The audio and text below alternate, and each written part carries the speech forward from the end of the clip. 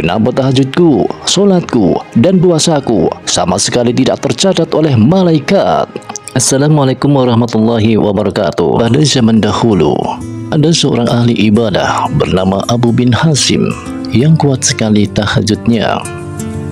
Hampir bertahun-tahun dia tidak pernah meninggalkan sholat tahajud.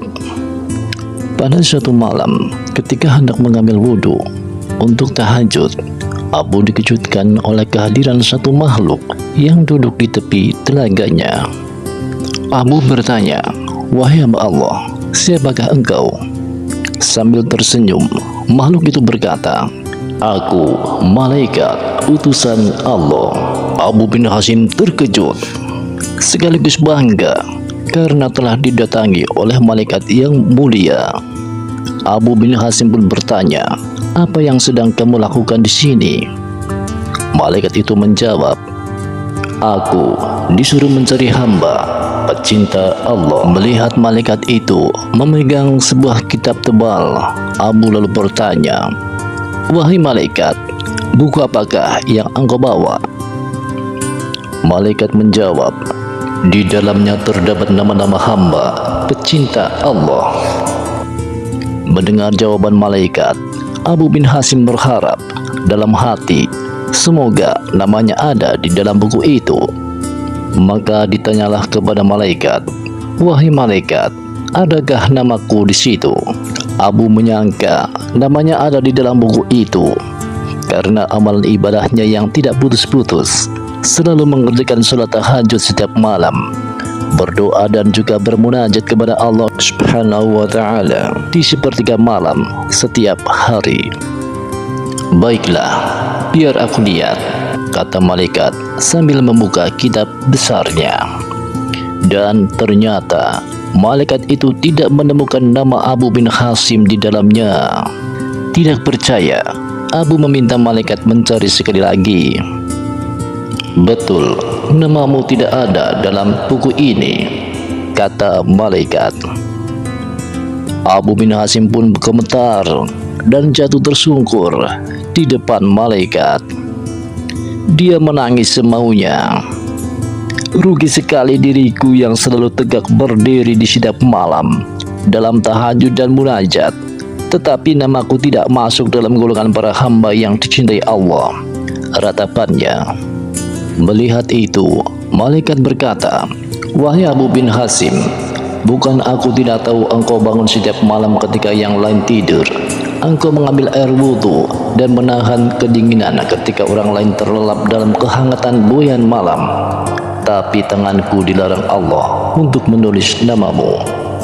Apakah gerangan yang menjadi penyebabnya?" tanya Abu bin Hasim. "Engkau memang bermunajat kepada Allah, tapi engkau pamerkan dengan rasa bangga kemana-mana. Engkau asyik beribadah memikirkan diri sendiri, sedangkan di kanan kirimu ada orang sakit, orang yang lapar, orang yang sedang sedih.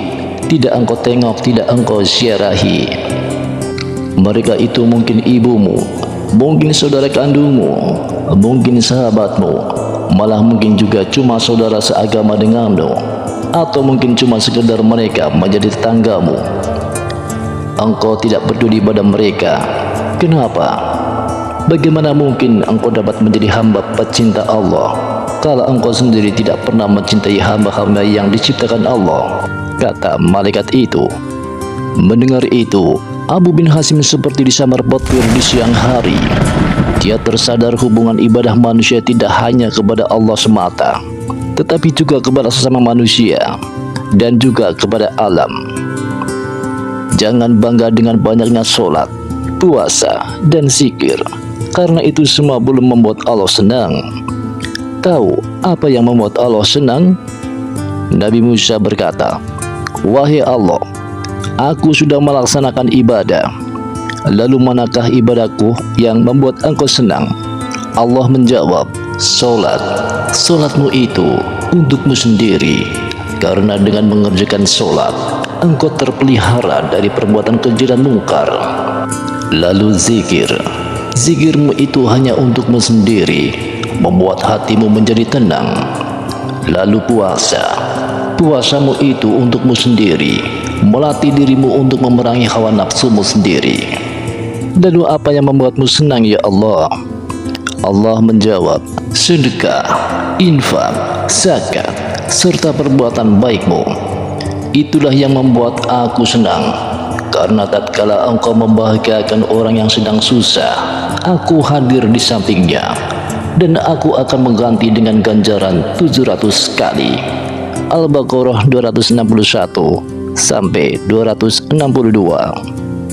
Demikian kisah Abu bin Hasim dan Nabi Musa alaihissalam. Dari kisah ini kita bisa memetiknya, jika kita sibuk dengan ibadah ritual dan bangga akan itu, maka itu tandanya kita hanya mencintai diri sendiri, bukan Allah.